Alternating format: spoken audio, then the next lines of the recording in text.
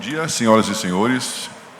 Muito obrigado pela presença de todos nesta manhã aqui no Palácio Pedro Ernesto.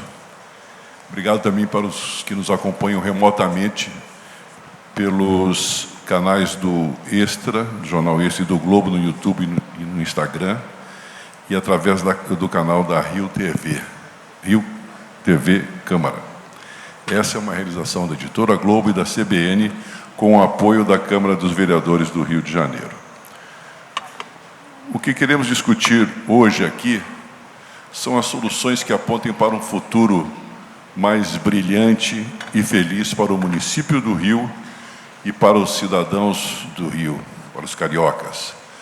Cidadãos que têm aqui nesta casa a expressão máxima da sua representação e, portanto, não há local mais adequado para discutir o futuro do Rio e dos seus cidadãos. Vamos realizar 4 mesas ao longo desse dia, 2 agora de manhã e 2 à tarde. Vamos tratar daquilo que o carioca espera para os próximos 10, 15 anos, no que se refere a um dos principais problemas do seu cotidiano, que é a mobilidade urbana. O cidadão quer saber o que pensam as autoridades municipais e especialistas para o setor que transporta milhões de cidadãos e seus sonhos todos os dias no Rio.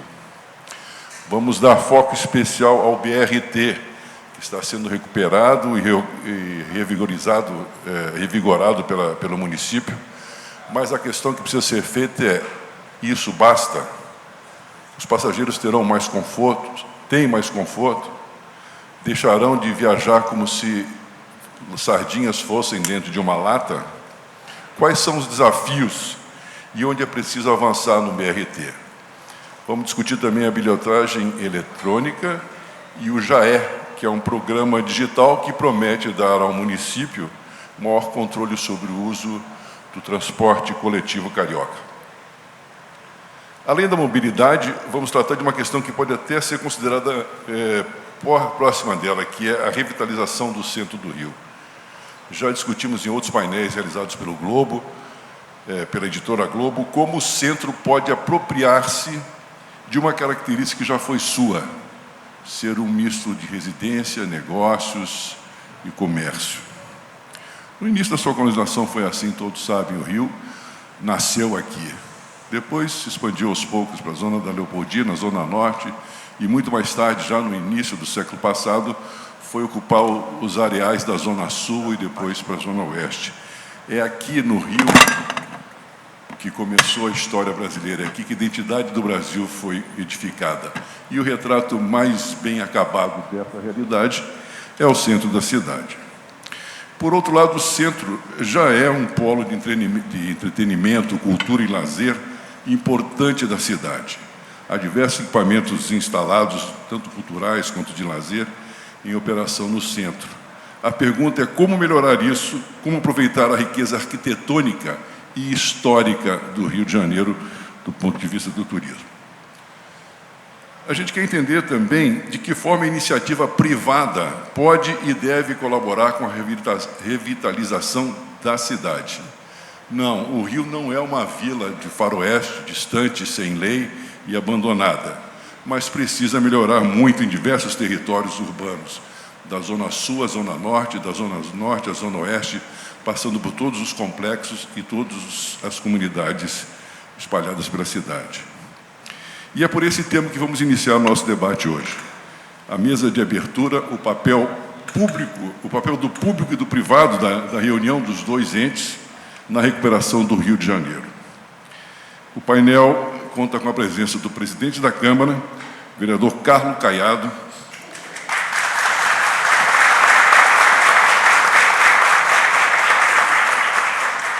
Caiado foi representante da comissão que acompanhou as iniciativas dos poderes públicos e das entidades privadas nos Jogos Olímpicos e Paralímpicos do Rio. Jovem político, assumiu seu primeiro mandato aos 23 anos e hoje, pouco mais de 40, é o presidente da casa. Teríamos a presença também de Rafael Aloysio Freitas, vereador, presidente da Comissão Especial do Plano Diretor, mas que trabalhou até às 4 da manhã no Plano Diretor e, obviamente, não poderia estar aqui agora. As perguntas dele serão endereçadas ao Caiado. Temos Gladstone Santos, vice-presidente da Rio Indústria, articulador político do setor industrial no Rio.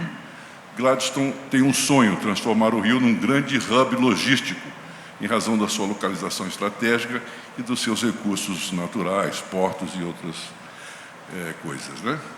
Ao meu lado, Eduarda Larroque, economista e consultora em governança corporativa,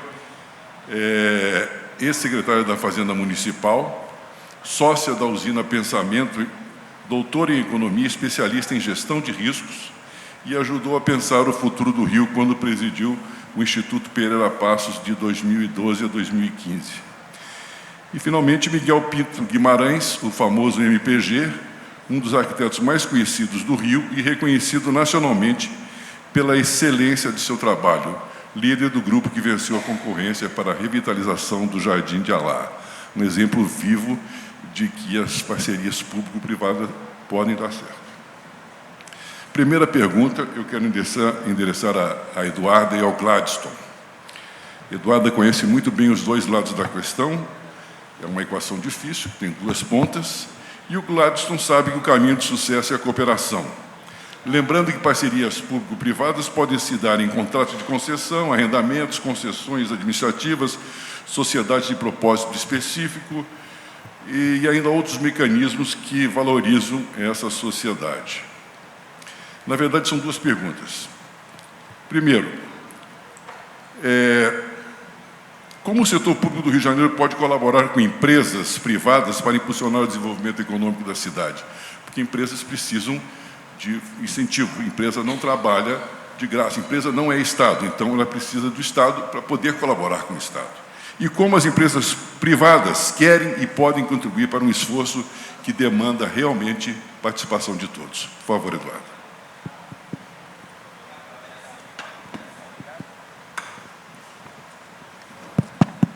Som. Bem, bom dia a todos. Ascânio, obrigado Sistema Globo, obrigado Carlos Caiado, prazer estar aqui nessa casa linda, maravilhosa. Bem, eu acho que são dois lados da mesma moeda e a resposta é que os empresários e o governo podem e devem colaborar com uma questão fundamental, que é a pré-condição para a revitalização do Rio, que é a questão da segurança. Então, a segurança é o grande desafio para que a gente consiga, e eu vim de verde, tenho muita esperança, que a gente está passando por um momento que a gente tem uma nova grande oportunidade de trazer para o Rio esse processo de revitalização. A gente já teve outras oportunidades aqui que a gente tanto quer. E a gente precisa de parcerias público-privadas participativas.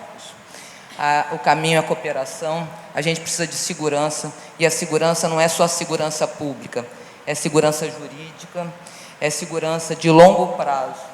A gente precisa alinhar os objetivos do público, do privado. A gente tem aqui nessa casa a presença do executivo, do legislativo, a gente precisa também da participação do judiciário, dos poderes municipal, estadual, federal. A gente precisa também da sociedade civil, né? A gente sabe, no caso do Jardim de Alá, no caso da revitalização do centro, que esse é um processo participativo, precisa da participação social. Então, é um projeto de colaboração de todos. Então, eu convoco aqui nosso presidente da Câmara, um projeto que seria um pacto fluminense pela segurança.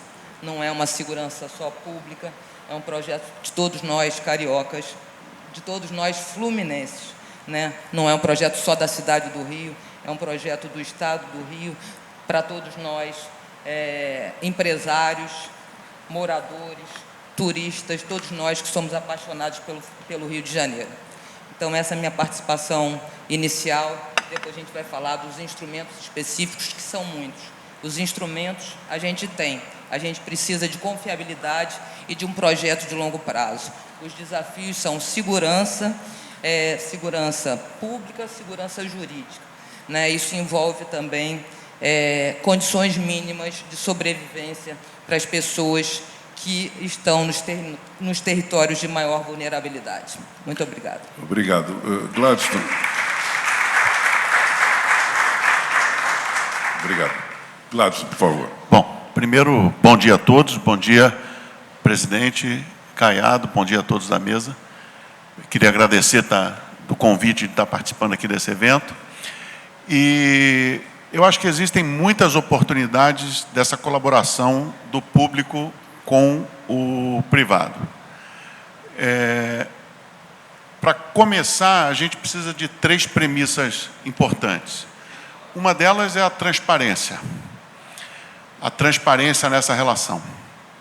A outra é a confiança mútua, que vem muito do que ela falou da segurança jurídica, né? Da confiança dos dois lados. E, por último, a importância de conhecer o papel de cada um nessa parceria. Eu acho que, partindo desse princípio, a gente tem muitas oportunidades de parcerias pública-privada. As empresas, obviamente, estão interessadas nessas parcerias e eu acho que é uma forma de aliviar o peso do Estado buscar essas parcerias, né? As oportunidades que existem, eu vejo muitas oportunidades na infraestrutura, né, nas concessões, tanto do transporte público, como a Ascânio falou, da parte de portos, aeroportos, rodovias, pontes, enfim, uma série de possibilidades de construção e concessões na área de infraestrutura, onde a iniciativa privada tem muito conhecimento e interesse em investimento. Eu acho que uma outra grande oportunidade, um papel importante do Estado, principalmente também na questão do ambiente de negócios, né? Na parte da desburocratização. E aí, quando eu falo em ambiente de negócios, não tem como também não tangenciar na questão da segurança, né? Como é que a gente faz para convencer um empresário vir para o Rio de Janeiro quando todo dia as notícias no noticiário são de arrastões, são de falta de segurança? Eu acho que isso, obviamente, traz muito medo para alguém vir para o Rio de Janeiro, investir no Rio de Janeiro, né? Um outro ponto importante que eu acho que pode ser muito explorado é a questão do desenvolvimento sustentável.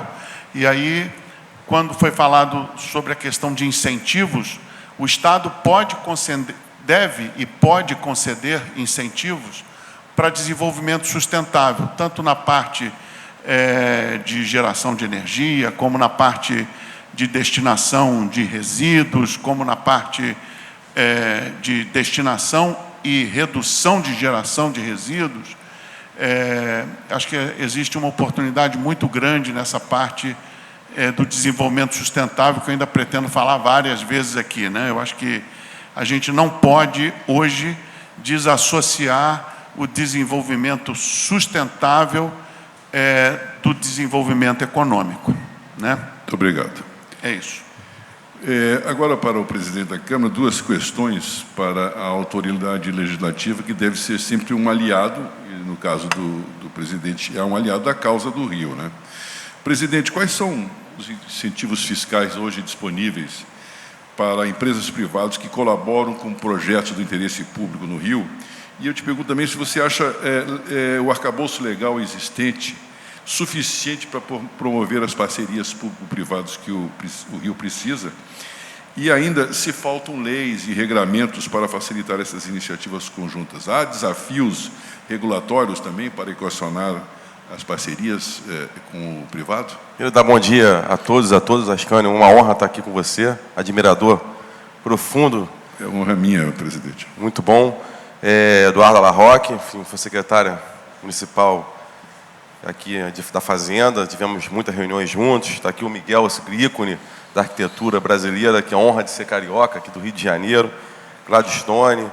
Queria cumprimentar aqui a sempre vereadora Aspasa Camargo, sempre foi vereadora comigo, aprendi muito com ela. Queria também cumprimentar aqui o Francisco Almeida Silva, foi secretário de Fazenda do município também, aprendi muito com ele, tivemos muitas guerras no bom sentido, na época da saúde financeira, da importância do município, enfim, a todos aqui representantes, vejo aqui moradores da Zona Oeste, queria cumprimentar aqui, em nome da Prefeitura, está aqui o administrador, o Gel de Guaratiba, uma região importante, até dos temas que nós vamos estar discutindo, mas eu não sei quanto tempo eu tenho, né?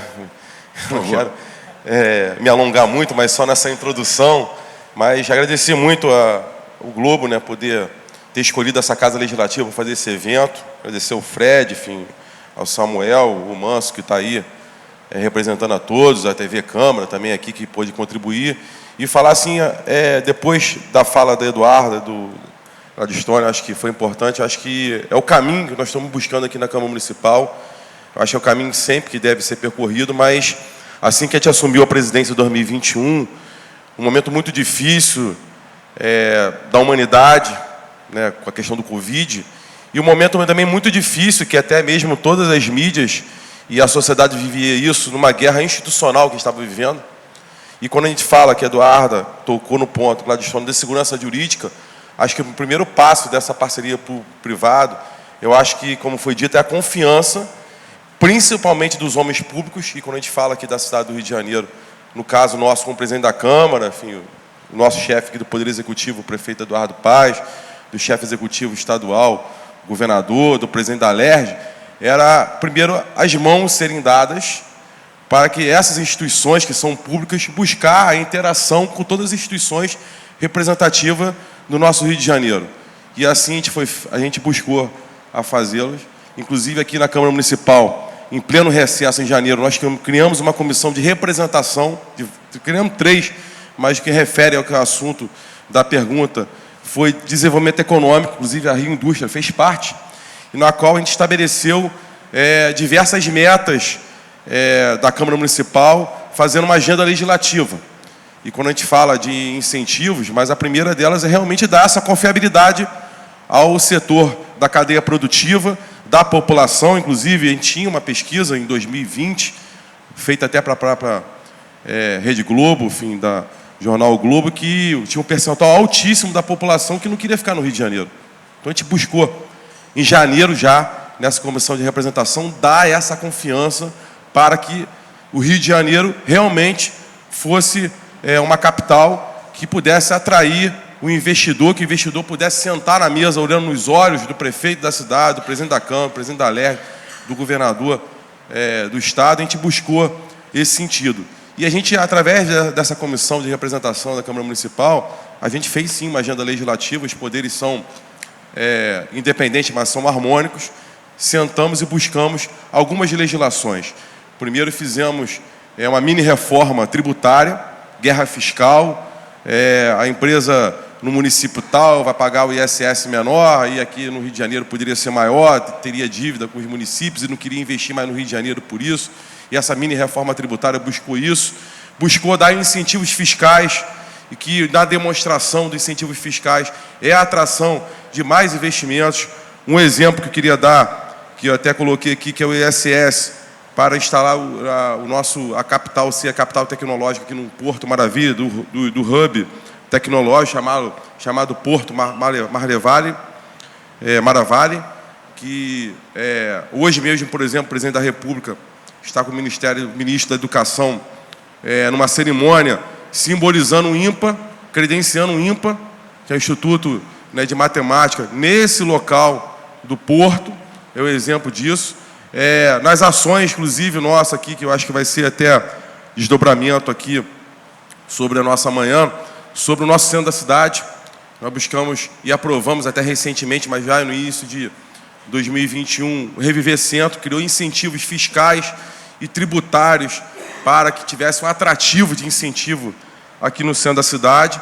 E para finalizar, enfim, tem muita mais coisa para falar, mas nesse objetivo, e aqui é o exemplo disso do Miguel que ele vai falar, a Câmara Municipal aprovou uma lei, se discutiu muito isso, da criação da Companhia Carioca de Parceria de Investimentos, CCPAR, que busca dar uma centralidade. Hoje nós temos quem comanda e lidera isso diante a Prefeitura, é o Arraiz, que comandou, inclusive, na época, a aprovação do Porto Maravilha.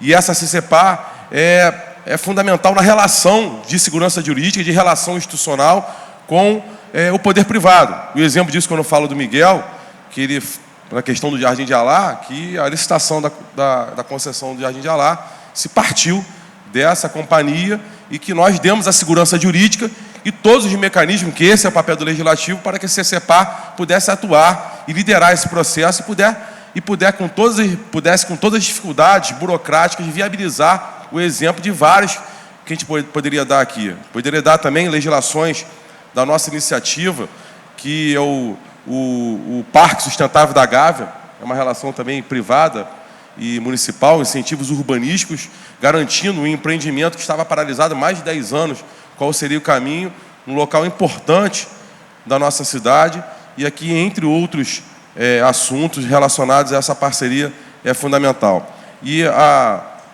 Eduarda colocou aqui, muito bem colocado, sobre a segurança pública. A segurança pública, sem dúvida alguma, é uma responsabilidade direta do governo do Estado, mas, na verdade, tem que ter um pacto fluminense. E a gente vê a segurança pública não se passa só por polícia, se passa pela inclusão social através do esporte, da cultura, se passa pelos esvaziamentos urbanos, que é um papel nosso municipal de buscar isso. Estou repetindo aqui várias vezes, mas o Miguel é exemplo disso, o Jardim de Alá, que vai revitalizar tudo, e a interação que vai ter com a comunidade da Cruzada é incrível, com outras comunidades também, e esse é o nosso dever, a gente está buscando aqui na Câmara Municipal, que é a nossa obrigação de ter esse objetivo. Obrigado.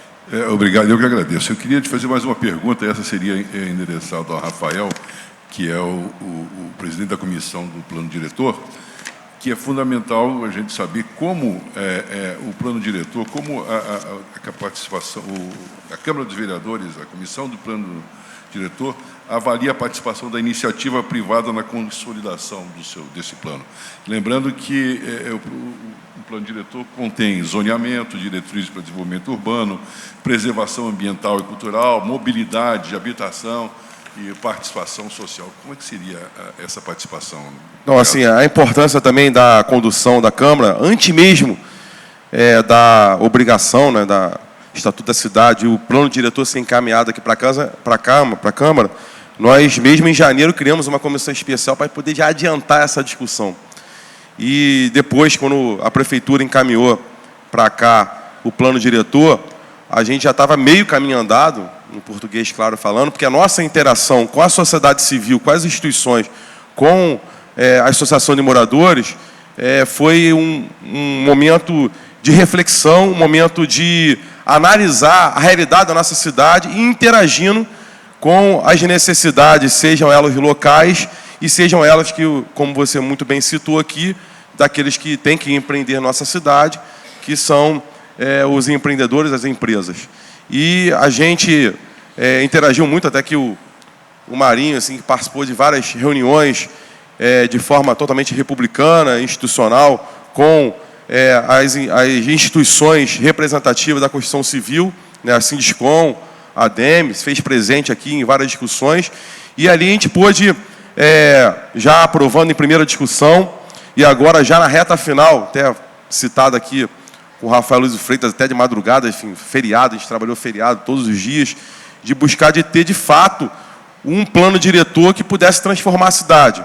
Buscar ter realmente, como já foi dito aqui várias vezes, mas a segurança jurídica, que a gente fica batendo nessa tecla, mas esse foi o maior empecilho, vamos dizer assim, trazido pela sociedade civil, pelos empreendedores. O Rio de Janeiro precisa dar essa segurança jurídica, precisa dar essa coragem, esse atrativo para o investimento na cidade. E assim foi feito. A gente, inclusive, teve a oportunidade de ir a outros municípios, como São Paulo, entender como foi feito o plano diretor lá. E essa interação, a gente buscou, inclusive, a abrir, nós criamos até no site da Câmara Municipal, está aí a nossa comunicação, pode até depois passar os números, na qual nós recebemos inúmeras sugestões de várias instituições, de várias empresas, de várias associações de moradores, que busca, assim, dar o direcionamento do melhor plano diretor. E, de fato, esse plano diretor não é um plano diretor de diretrizes. Ele busca a transformação através da Lei de Ocupação e Solo, né, que consolida a concha de retalho, a Espada sabe disso, da burocracia que a gente tem na nossa cidade, diversas legislações que dificulta a cidade poder empreender, e nesse plano diretor a gente consolida isso, a gente flexibiliza a nossa realidade. O exemplo mesmo até que o Globo aqui recentemente publicou, inclusive com uma fala nossa, é o Alto da Boa Vista, que a gente busca unir a sustentabilidade ambiental e busca unir que possa se empreender, se possa ter o crescimento ordenado numa área muito importante da cidade, que a gente até fala, até na fala do vereador Pedro Duarte, muito bem colocado, que a gente sempre coloca, que é o nosso Itaipava dentro da nossa cidade, né? Que as pessoas vão para a Serra. Então é um exemplo disso, o exemplo habitacional, a gente buscar dentro das próprias áreas da nossa periferia, de que possa empreender e dar essa segurança de forma formal, próximo do transporte, próximo das escolas, aonde possa ter infraestrutura. Esse é o incentivo. A nossa decisão também, aprovada em legislação recentemente, mas que vai estar integrada, aprovada recentemente a legislação de incentivos fiscais e tributários para revitalizar a nossa Avenida Brasil, e diante do plano diretor, incentivos urbanísticos também, para a gente possa empreender e ter uma via de tanta importância, para que a gente possa atrair os investidores, e escutando muito, sim, os empresários, para que a gente possa realmente, de fato, ter um plano diretor que tenha esse atrativo e que possa desenvolver de forma ordenada. Acho que esse é o nosso desafio. Muito obrigado. Vou passar para a Eduarda, que vai nos explicar quais são os modelos de financiamento mais eficazes para projetos conjuntos entre município e iniciativa privada, o governo e setor privado no Rio de Janeiro, e como a iniciativa privada pode acessar recursos. A Eduarda foi secretária da Fazenda, recursos públicos ou incentivados para contribuir com o Rio e, ao mesmo tempo, crescer, porque empresas precisam de crescer, precisam gerar receita, precisam gerar lucro para empregar mais e sobreviver. Obrigada, Ascânio. Bem, são vários os instrumentos. Eu gosto particularmente das sociedades de propósito específico, porque, acima de tudo, eu acho que nessas parcerias público-privadas participativas, né, porque não é só o público e o privado, precisa ter participação das universidades, né? Eu sou muito fã do teórico Michael Porter, que fala muito desse ganho compartilhado dos investimentos de longo prazo em projetos estruturantes entre o público, o privado, as universidades, né? A gente precisa muito de investimento, de reduzir inequidade. Então, é muito importante a participação da população, do capital social nesses investimentos. Então, uma causa integradora, um propósito específico. É isso que a gente está fazendo aqui no Rio, no centro, no projeto do centro, é isso que está sendo feito no Jardim de Alá. Então, acredito muito nesses projetos de desenvolvimento territorial. No território, é mais fácil a gente separar as nossas diferenças e achar um propósito comum, ainda mais num mundo tão polarizado. Então, eu gosto dos projetos de propósito específico, buscar essa causa integradora e buscar essa segurança jurídica em torno disso. Então, eu gosto da SPEs.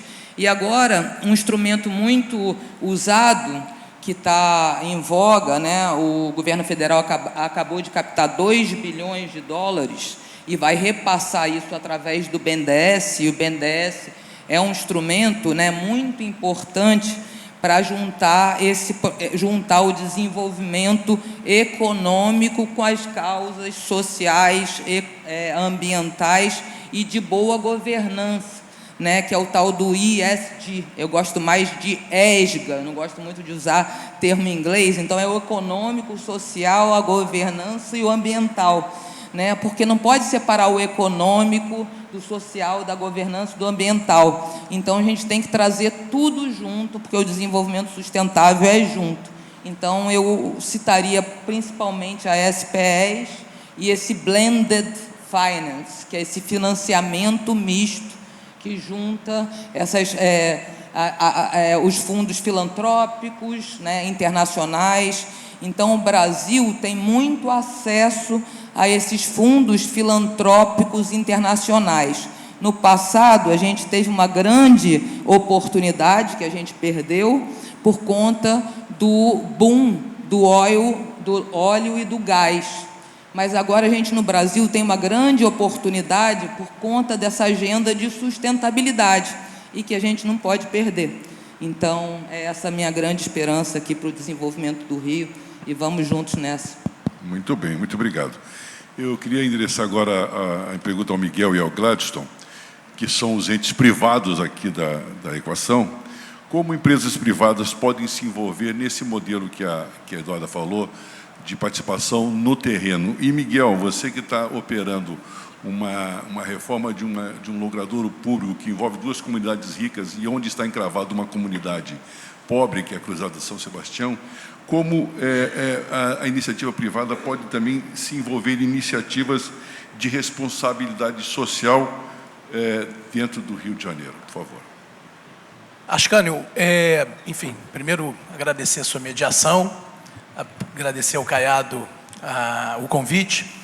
E a gente imaginou que depois da pandemia, né, a gente ansiava e imaginava que a emergência de um capitalismo mais responsável, socialmente responsável e ambientalmente responsável. Isso se conversou muito, né? Grandes pensadores econômicos trabalharam muito nessa hipótese desse novo capitalismo que poderia e deveria ter surgido após a pandemia e não se efetivou, né? Então a gente tem que lutar muito por esse capitalismo socialmente responsável.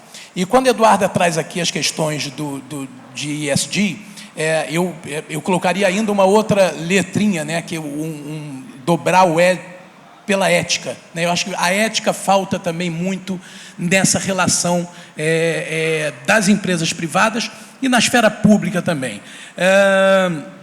Então, eu acho que as empresas privadas precisam abraçar essa agenda que ainda é muito panfletária, ainda é muito instrumento de marketing. Hoje, sustentabilidade virou uma palavra banalizada, né, efetivamente banalizada, na nossa área, principalmente de imobiliária, virou palavrinha de panfleto que na minha época entregava-se no sinal de trânsito e hoje enfim, no ambiente digital. Mas eu acho que a gente precisa abraçar essa agenda efetivamente. E para isso a gente tem a parceria também de muitas ONGs, fundações, institutos. Eu acho que através do terceiro setor, essa questão pode ser efetivamente trabalhada, né? Porque a gente tem, isso são tecnologias desenvolvidas pela sociedade civil, pelo terceiro setor, para criar justamente essa parceria entre o público e o privado. A gente tem que entender que a desigualdade social é a maior mazela do território urbano, né? E a desigualdade social, ela nasce com a gênese da cidade. A desigualdade está na sopa primordial do urbanismo. A partir do momento que o homem se fixa num território e precisa desenvolver regras de convivência, e nisso surge uma superintendência, um governo, um sacerdote, um exército, o trabalhador tem que prover, né, você tem que produzir para essa classe dominante. E nesse momento nasce a desigualdade social. Então a desigualdade social tem que ser o número 1 do pensamento público e também do privado, porque a cidade diversa, o território diverso é um benefício enorme. A gente tem no Rio de Janeiro uma oportunidade incrível, que diferente de qualquer outro lugar do mundo, a periferia é intrínseca no território. Ela não está à margem, né, da centralidade, ela está dentro da centralidade. E a periferia do Rio de Janeiro é produtora de altíssima cultura. Então a gente tem que abraçar, a gente tem uma oportunidade única de tentar resolver essa desigualdade muito através do urbanismo. Eu estou aqui como urbanista, eu acho que o urbanismo é uma profissão que, né, você falou da questão ESG, eu trago também as 17 metas de desenvolvimento sustentável da ONU, né, o urbanismo talvez seja uma profissão que consiga, talvez seja muita ousadia dizer que a gente resolve, claro que não, mas a gente consegue tangenciar as 17 ODS. Então eu acho que a gente precisa trazer, através do terceiro setor também, essas oportunidades da participação do privado da combinação do privado com o público, com a mediação e com a ajuda do terceiro setor, fundações, institutos, ONGs, etc. Excelente, Miguel, obrigado. Por favor, Gladstone. Muito bom. Muito bom, né? É exatamente isso. Acho que a questão, na parte de responsabilidade social, é exatamente reduzir a desigualdade social. Quando você reduz a desigualdade social, provavelmente você está ajudando na redução da violência, provavelmente você está gerando novos consumidores para você mesmo, né? Quando você reduz a desigualdade social, você está incluindo novos consumidores e reduzindo a possibilidade dessas pessoas entrarem na marginalidade, que resolve todos os outros problemas que a gente tem discutido aqui antes. E aí traz até desenvolvimento econômico. A redução da desigualdade social, ela pode ser ajudada pelas indústrias, pelas empresas,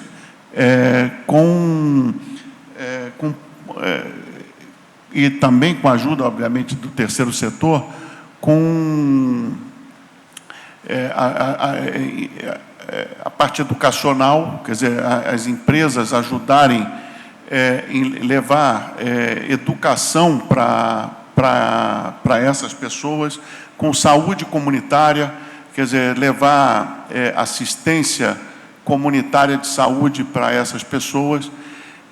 As empresas trazem também um potencial muito grande para poder desenvolver pequenos negócios, essas pessoas poderem empreender por si só e fornecerem para as empresas que estão no entorno, e essas empresas que estão no entorno incentivarem a consumir desses pequenos empreendedores locais, gerando também uma economia, um desenvolvimento econômico local.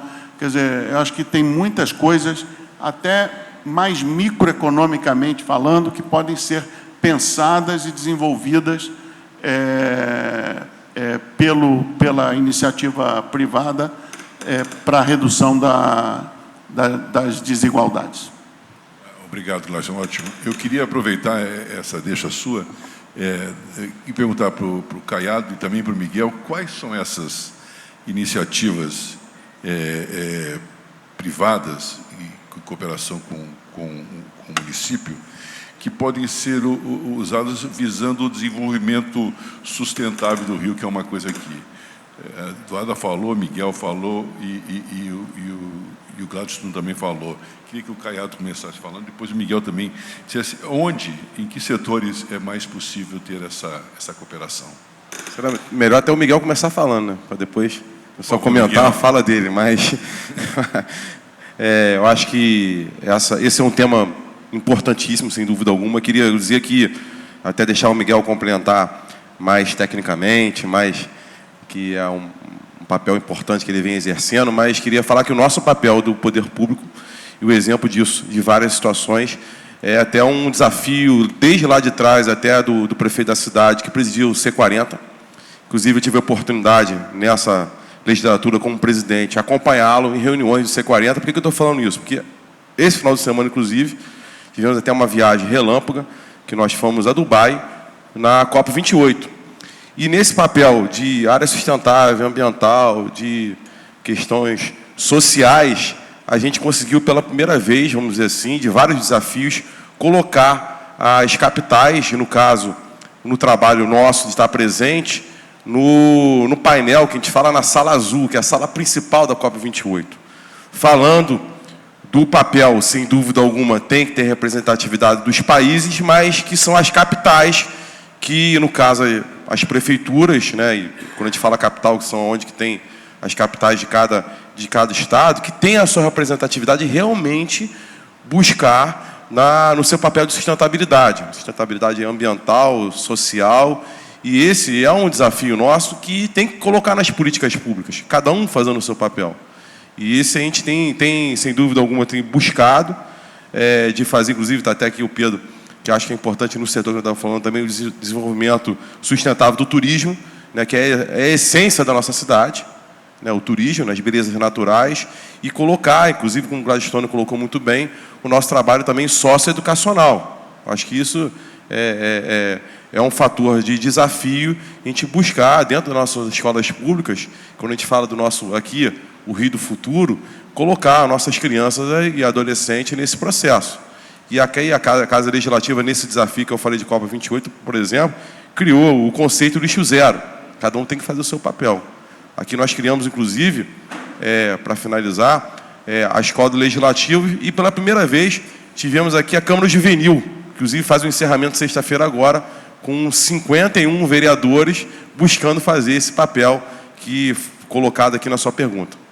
Antes do Miguel falar, eu quero saudar o mais jovem ouvinte de palestra que eu já vi em ambiente como esse. Seja bem-vindo para as futuras gerações. O futuro do Rio está ali. Ó. Miguel, por favor. Bom, Caiado falou uma coisa muito interessante, que é o seguinte: eu acho que a vocação dessa cidade é o turismo, é o entretenimento, serviço. Pedro está aqui, né? Eu acho que a nossa vocação é o software, né?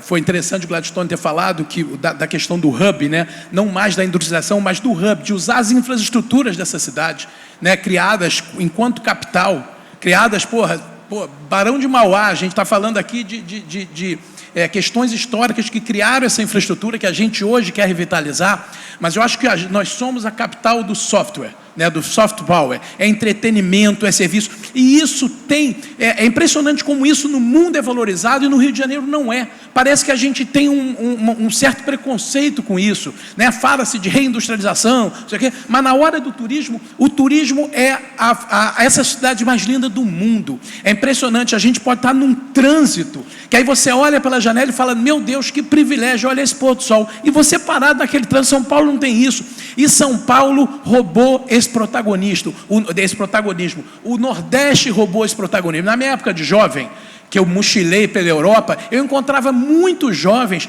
que vinham ao Brasil e não vinham ao Rio de Janeiro, eles iam ao Nordeste, né? Você pensar o quanto que a Bahia investiu consistentemente na indústria de turismo e como eles colhem esses frutos hoje. Eu acho que a gente, de alguma maneira, até por uma questão política, né, de oscilações políticas, a gente não teve essa continuidade do entendimento dessa cidade como uma cidade criativa. Essa é a cidade, ela é o berço da criatividade brasileira. A música é daqui, as artes plásticas, todos os artistas plásticos moram nessa cidade e comercializam em São Paulo. O teatro nasce nessa cidade e entra em cartaz em São Paulo. O audiovisual é dessa cidade. A gente tem que abraçar, né? Eu acho que o poder público e eu acho que a cultura está muito bem servida, inclusive por essa administração, mas eu acho que a gente precisa abraçar, e a iniciativa privada é muito importante, mas a gente precisa incentivar que o Rio tenha de volta esse protagonismo da cidade criativa, produtora de cultura e principalmente vendedora dessa cultura, porque a gente produz para os outros venderem e faturarem, que é muito impressionante. E isso, voltando ao que eu falei antes, o que a Eduarda trouxe, o jovem periférico é de extrema importância. A gente produz altíssima cultura nas periferias, a gente tem um altíssimo entendimento de tecnologia nas periferias. Eu acho que o ensino da rua é tão importante quanto as grandes Harvards da vida. Eu acho que a gente tem uma possibilidade digital enorme através do jovem periférico. Isso a gente precisa trazer isso à tona e trazer isso à luz. Muito obrigado, Miguel, muito bom. É uma questão que, na verdade, compete ao Estado de Segurança Pública, a Eduarda falou aqui, mas eu quero trazer isso para o debate, porque, afinal, segurança é tudo, né? Você precisa de segurança para qualquer atividade sua. E eu queria fazer uma pergunta, agora eu vou corrigir, viu, presidente Caiado, perguntar ao Gladstone, com um comentário do Caiado, sobre o auxílio da iniciativa privada, a participação da iniciativa privada em ações de segurança pública. Nós temos um exemplo, que é a FEComércio, com o Rio Presente, que é um serviço importante, sobretudo para a zona sul do Rio, que ela faz em parceria com o governo do Estado. Eu queria saber o que a iniciativa privada pode contribuir, como é que ela pode contribuir mais nesse tipo de esforço, e queria que depois o Caiado comentasse como o Poder Legislativo observa isso e de que forma ele enxerga as soluções para esse problema. Então, Ascani, essa questão do patrulhamento comunitário, né, que foi uma iniciativa da FEComércio, tanto no centro como na Zona Sul, é algo que eu acho que podia ser ampliado, né? Cada bairro, cada rua ter um patrocinador desse patrulhamento comunitário, porque foi muito exitoso. E eu acho que ali o policial, no dia da folga dele, está ali uniformizado, de bicicleta e estando presente, né? A polícia presente. Isso é uma iniciativa que acho que pode ser ampliada. Eu acho que algo que a gente pode ver a iniciativa privada participando é a questão do monitoramento por câmeras. Tanto as câmeras que já existem, né, esse compartilhamento de câmeras, ampliar isso ainda mais, como novas câmeras, essas câmeras inteligentes que identificam as pessoas. Eu acho que isso é algo que poderia ser proposto e ampliado também. A parte de iluminação, hoje a iluminação, enfim, iluminar locais onde tem dificuldade de iluminação noturna, daquelas, enfim, de iluminação que não consome nem energia, que abastece a bateria durante o dia e ilumina à noite. Eu acho que não teria nenhuma grande dificuldade para a iluminação de ambientes urbanos através da ajuda de uma parceria com a iniciativa privada. E eu queria, assim, como sugestão também, uma proposta do treinamento e da capacitação também da polícia, né, e dos agentes de segurança privada que servem à iniciativa privada, e fazer uma forma de integrar a polícia com essa segurança privada, para que eles se falem e se treinem juntos, né? E criem um fórum permanente de diálogo entre a polícia e a sociedade vítima da violência, né? É isso. Obrigado, Gerson. Então, agradecer ao Gladstone pela fala. Eu vou dividir essa questão de segurança pública em algumas partes, tentar ser objetivo aqui. Puxa minha orelha se eu estiver falando muito, porque... Por favor. Meu primeiro mandato quase não falava, agora no quinto mandato eu estou falando demais. Mas está aqui o vereador Célio Luparelli, e o primeiro ponto, Célio Luparelli é professor e da nossa comissão de educação aqui, professor de vários colegas. E o primeiro ponto que o poder público tem, seja municipal ou estadual, e no caso nosso municipal, sempre é a busca constante, eu sou repetitivo nisso, que já faz, mas tem que ter o atrativo da iniciativa privada, é as políticas públicas de educação complementar, através da cultura, através do esporte, e o poder público, no caso municipal, faz muito isso, de investimento na periferia, mas a gente precisa ter, sim, como exemplos que eu vou dar, que é o nosso papel aqui da Câmara Municipal, que a gente já tenha feito, de atrair o poder privado. A gente deu o exemplo da Jardim Alá, que já foi citado, mas eu queria dar um exemplo em Santa Cruz. Em Santa Cruz nós temos um complexo industrial muito forte, que a Câmara Municipal aprovou, inclusive, algumas legislações que deu oportunidade, a Fiocruz está indo para lá, questão da vacina, um maior investimento.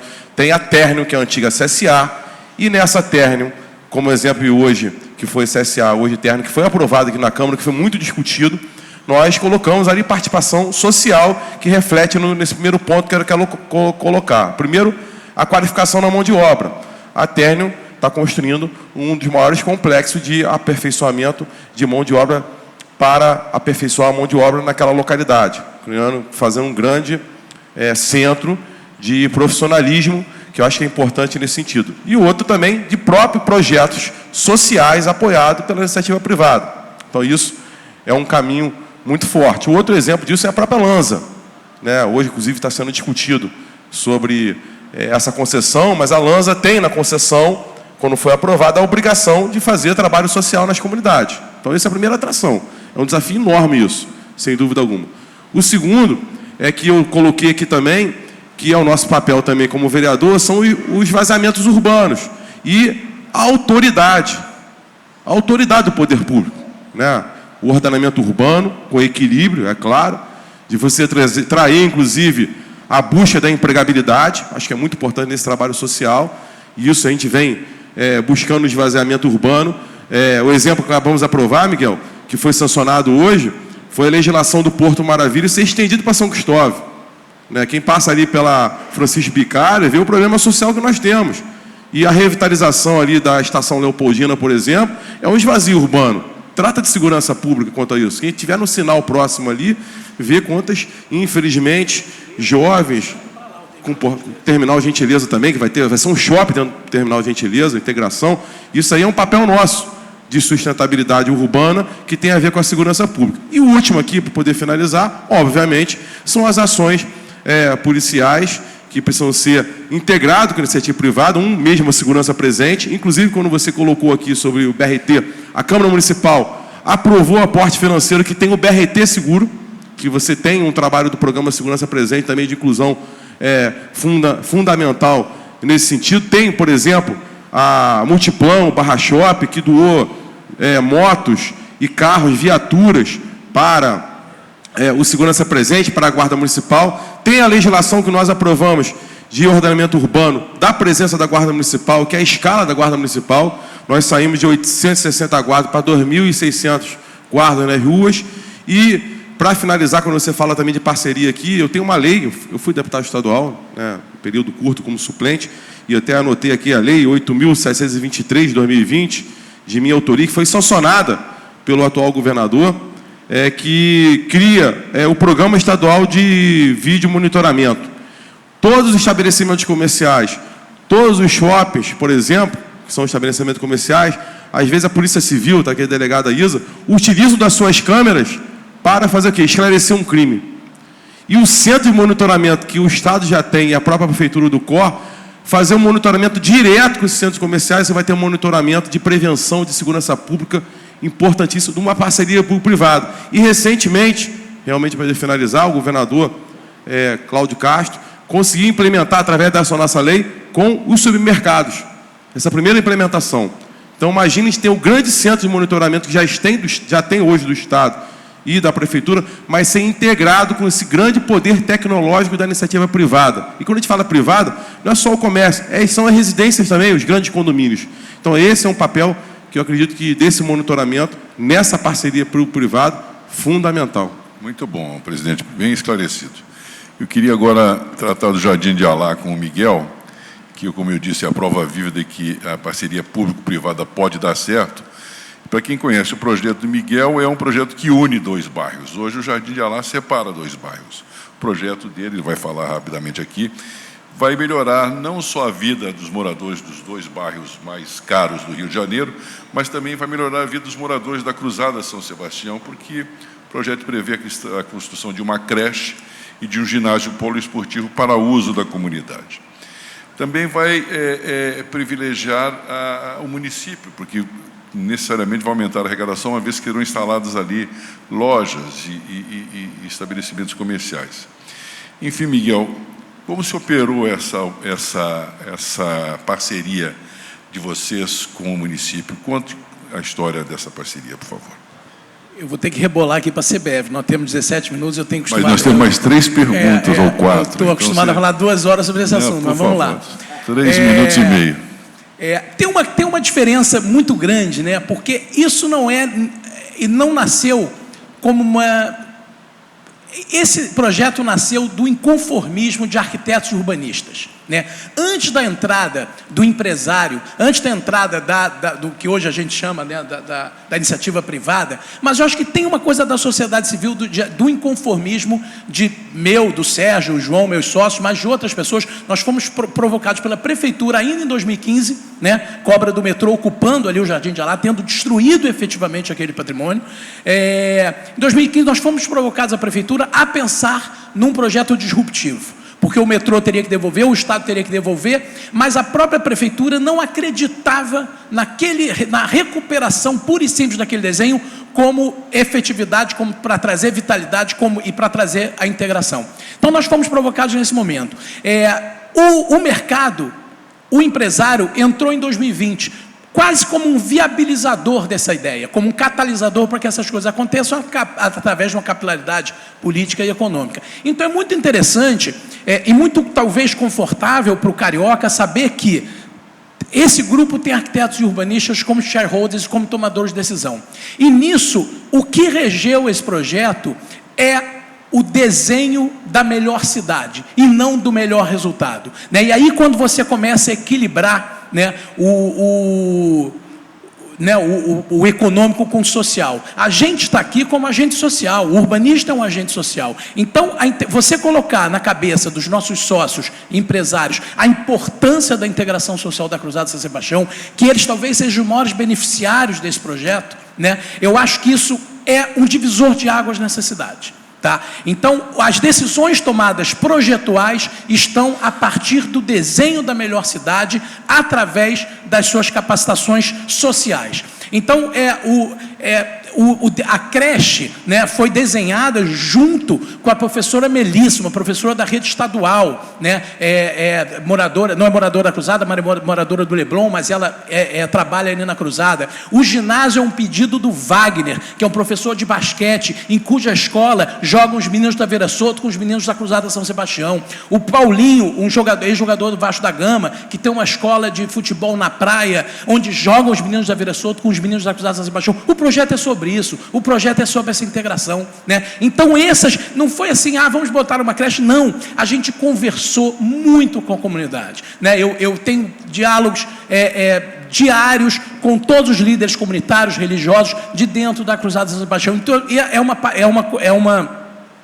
é um fruto realmente do que a Eduarda falou aqui, de uma gestão participativa, né? Isso é muito importante com a comunidade. E a comunidade é muito interessante, porque essa comunidade, o sonho de Noel da Câmara da década de 50 foi criar o conjunto habitacional que era o projeto dele, antes do 4º centenário, erradicar, acabar com as comunidades e transferir elas para conjuntos habitacionais. E no caso da Cruzada é muito interessante, porque mantendo a população no seu local de memória, no seu local de trabalho, né? Então, esse projeto tem um pouco essa ambição, né? É uma comunidade pequena, tem 945 unidades, tem 5 mil habitantes. Se a gente comparar, é o tamanho de um Copan, é o tamanho de um edifício em São Paulo. Então, a possibilidade de transformação é enorme. A possibilidade desse ser um laboratório, e nisso a gente tem conversado muito com o Gerando Falcões, com a Eliana, da Rede da Maré. Então, a gente tem aberto esse diálogo, porque tem uma tecnologia, né, dessa gestão social, que eles estão muito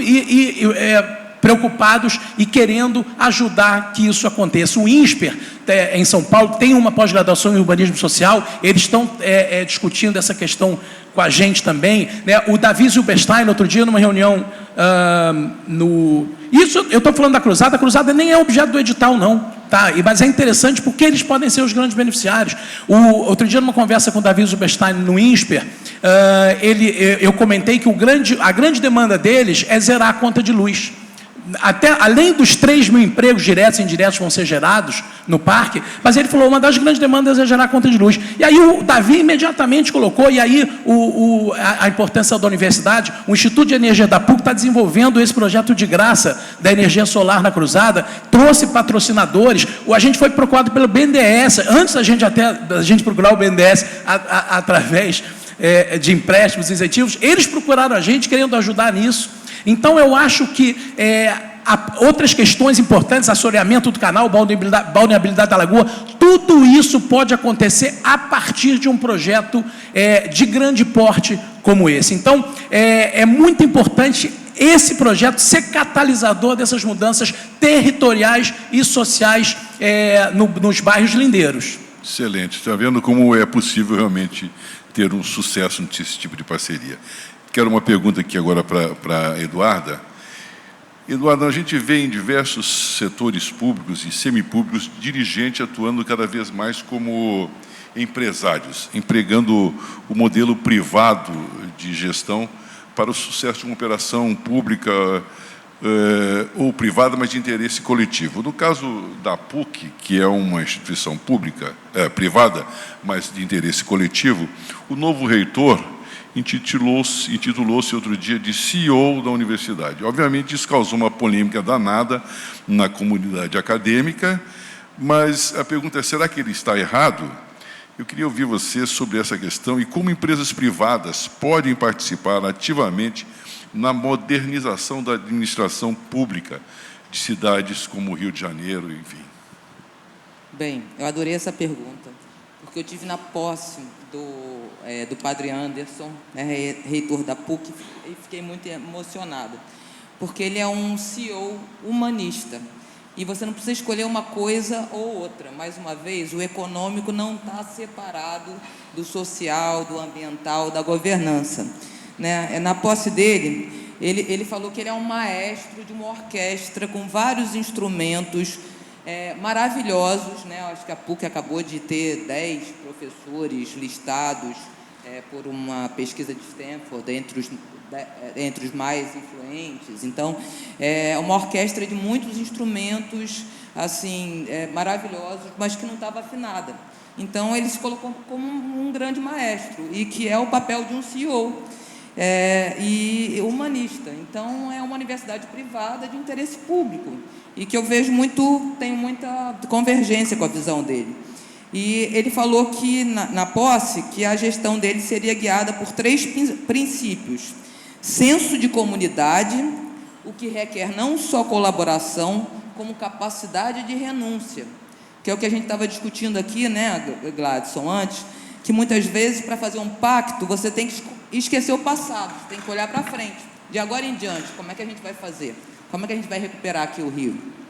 Né? Capacidade de escuta, e ele falou que queria, principalmente, que não o deixassem errar com os jovens e com os pobres, e, principalmente, e fidelidade criativa, que é uma coisa muito importante no setor de pesquisa. Então, eu acho que ele está num bom caminho de recuperação da PUC, que passa também por uma crise financeira. Então, eu acho que as duas coisas podem vir juntas. E como é que você acha que a iniciativa privada pode influir na administração pública para que métodos de gestão sejam qualificados? Eu acho que... Só um minuto. Claro que na iniciativa privada tem mais liberdade de operação. O poder público tem restrições legais enormes que a gente conhece. Mas como que o modelo pode ser replicado, vamos dizer assim? Então, são modelos mistos, né? Assim, o direito público, assim, quando eu fui secretária de Fazenda, eu descobri que tem uma diferença fundamental entre o direito público e o direito privado. No direito público, no direito privado, o que não está expressamente proibido é permitido. Então, você tem mais liberdade de ação. Então, por exemplo, você é a favor da privatização ou não? Depende da situação, mas o importante é que você tenha métricas, no caso de empresas de interesse público, métricas bem mensuráveis para testar o interesse público, mas muitas vezes a gestão privada é mais eficiente. Então, esses instrumentos de financiamento misto são muito importantes. E, atualmente, tem essa questão dos fundos patrimoniais, né? Inclusive, a PUC tem um fundo patrimonial, do qual eu participei lá como conselheira, e vários conselheiros, para tentar captar recursos de longo prazo, que tem muitos desses tipos de fundos patrimoniais para as universidades americanas e estrangeiras, e que agora estão sendo trazidos para o Brasil também. Muito obrigado. Estamos quase chegando ao fim, eu tenho mais 2 perguntas, eu tenho que encurtar aqui. Como o nosso próximo painel será de mobilidade urbana, eu quero aproveitar e já pegar uma carona aqui, perguntando ao Gladson e ao Miguel de que forma as empresas privadas podem contribuir para a melhoria da mobilidade urbana, sobretudo numa cidade como o Rio, que não tem anel, né? Tem só um arco, porque a cidade está espremida entre a montanha e o mar. Por favor. Bom, eu acho que, primeiro, com a questão da modernização de frota, isso é óbvio, né? Modernização de frota, bilhetagem, a gente tem até um sistema novo da prefeitura, enfim, eu acho que a facilitação disso já é uma melhoria na mobilidade urbana. Mas, além da questão de olhar só para a mobilidade do ônibus, do BRT, do metrô, eu acho que seria muito importante, eu acho que a iniciativa privada poderia ajudar muito com a questão da inovação, e eu queria trazer essa sugestão, que é trazer um pouco da inovação do aplicativo de trânsito, né? Aquele aplicativo que a gente usa no celular, falando com o tráfego da cidade. Porque eu acho que um dos maiores problemas que a gente tem hoje também na mobilidade, para quem está dentro do carro, é os sinais de trânsito não falarem com o tráfego, né? Então, hoje, por exemplo, você está num aplicativo, ele manda você vir para a pista do lado, porque ele sabe que essa pista está indo mais rápido. Então, ele sabe que essa pista aqui está indo mais devagar. Então, ele pode controlar o sinal de ajudar a controlar, por exemplo, o sinal de trânsito. Isso é uma ideia de trazer a inovação tecnológica para ajudar no tráfego e melhorar aí a mobilidade urbana. Eu acho que, com certeza, a iniciativa privada pode ajudar nisso. Eu queria trazer aqui uma contribuição também, e voltando aqui um pouco ao passado, né? Talvez a mobilidade, né? A cidade liberal, eu acho que a nossa função do urbanista hoje é muito curar as cicatrizes da cidade liberal. Eu acho que essa mobilidade, né, a partir da Revolução Industrial, que permitiu que o motor a carvão permitiu que a cidade se expandisse, né, e que permitiu a suburbanização da cidade, eu acho que essa cidade liberal começou a perder a sua beleza nesse momento. Os centros foram esvaziados, o subúrbio de moradia, diferente do Rio, mas o subúrbio de moradia, e o que obrigava esses grandes deslocamentos que, num momento, eram possíveis e hoje não são mais. E o Rio também tem esse problema, que não ser uma cidade central. E, de alguma maneira, isso é patrocinado pelo setor imobiliário, né? que é predatório no sentido de ocupar e abandonar, ocupar e abandonar ao longo da orla, né? Então a gente tem um desenvolvimento central que hoje está lá nas vargens, a partir deste pensamento. Então eu acho que o pensamento, né, o projetual da malha urbana e viária tem que também regrar. Né, eu acho que o poder público, a importância do poder no regramento dessa cidade liberal, eu acho que é bacana, porque o pensamento da malha tem que valorizar o que o plano diretor preconiza. Então, a gente tem que... E aí a gente fala também de descentralização administrativa, né? Você falou, a gente estava conversando ali, sobre a importância da descentralização administrativa. A gente tem que criar novas centralidades. Esse deslocamento não pode existir. É desumano esse deslocamento. Então, a partir do momento que você cria novas centralidades, você permite, e aí eu trago aqui conceitos que o Ascani conhece bem, porque o Ascani é um amante da Cidade de Luz, mas eu acho que a prefeita Anne Hidalgo, em Paris, esse projeto dela de Paris à Quatre-Dères, que é de Paris a 15 minutos, onde você tem a moradia, a universidade, o hospital, a uma distância pedonal ou uma distância de bicicleta, que nada mais é, Ascani, do que recuperar o projeto dos arrondissements do Haussmann. Então, são pequenas cidades, e vou mais além, é a polis grega. A polis talvez seja a melhor cidade da história, baseada no teatro, no circo, na academia, né? Eu acho que a polis grega tinha isso. O tamanho da polis grega, ela tinha que ser grande o suficiente para fornecer homens para a guerra, mas ela tinha que ser pequena o suficiente para que a Assembleia pudesse funcionar, para que a Ágora pudesse funcionar. Então, essa descentralidade administrativa vai resolver muito a questão do transporte. A gente precisa... E as grandes prefeituras do mundo, inclusive Rio de Janeiro, está trabalhando pela erradicação total do automóvel, né? Eu acho que isso é importante também. A gente precisa patrocinar o transporte público, e o transporte público de curta distância, né? Então, isso você consegue com descentralização administrativa. Enfim, não fugi um pouco da pauta, mas... Excelente. Contribuição muito boa, Miguel. Muito obrigado. E a gente vai tratar disso também na próxima mesa, que é sobre a revitalização do centro do Rio. Para terminar, eu queria ouvir o Caiado sobre os mecanismos. Nós estamos falando de iniciativas privadas em conjunto com o público.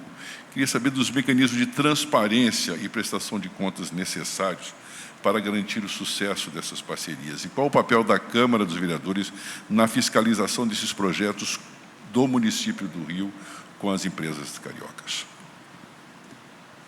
Bom, obrigado aí pela pergunta. Esse tema de mobilidade é um tema que eu gosto muito. Mas tem 1 minuto e 20, eu não posso comentar. Não, fica à vontade, a gente pode Estou estourar brincando, não vou comentar porque nenhum problema. vai passar o tempo. Mas a questão da transparência, na minha opinião, acho que passa pelo princípio cultural da sociedade que, graças a Deus, graças ao momento que a gente vive recente, até pela lei de acesso da informação, isso já vem sendo implementado até como um conceito ético, vamos dizer assim, né? O conceito ético privado e público. Público e privado se mistura para se ajudar, não pode se misturar para gerar a falta de transparência. Cada das empresas buscam a sua metodologia de mecanismo de transparência e o poder público, na sua obrigação, mais do que aí nunca, tem que liderar esse processo. A lei de acesso à informação e o papel do Ministério Público nesse sentido também é um papel muito relevante que vem acontecendo, principalmente, obviamente, nas questões públicas. Aqui no Parlamento, por exemplo, a gente busca essa transparência, é o trabalho permanentemente de interação com as instituições, com a sociedade civil e através do mecanismo diversos, pela própria imprensa e sempre na busca da transparência, de colocar todos os dados possíveis no seu portal de transparência. E um orgulho muito grande, até aqui para finalizar 8 segundos, que esse Parlamento, nesses 4 anos, pela segunda vez quando foi avaliado, que foi um desafio nosso, recebeu o selo diamante de transparência daquele instituto, enfim, instituição que fiscaliza os poderes públicos, que é a Tricom, Associação do Tribunal de Contas. E a gente teve o primeiro desafio nisso, de fazer valer a nossa obrigação de ser transparente. A gente buscou isso, conseguiu atingir, precisa, sem dúvida alguma, nessa cultura que eu estou falando, cada vez mais ser implementado não só pela instituição, mas pela sociedade, tem que buscar isso, pelo lado público, mas pelo lado privado também, o lado da sociedade, e é um mecanismo que a gente tem que buscar, e esse Parlamento, como eu disse, buscou fazer através do seu portal da transparência e das suas ações, né? Publicar tudo no seu diário oficial, fazer sempre audiência pública, sempre interagir com a sociedade, compartilhar as decisões com a sociedade e com o Parlamento e com as instituições. Eu acho que isso leva a ter transparência, que é o objetivo claro que nós temos que ter. Muito obrigado, presidente. Quero agradecer a todos. Eduarda, muito obrigado. Caiado, obrigado. Miguel, muito obrigado. Gladstone, obrigado pela presença. Obrigado a todos. E voltamos em 10 minutos, depois de um intervalo de 10 minutos, com o painel sobre a recuperação do Centro do Rio. Por favor, uma salva de palmas aos nossos... Muito obrigado.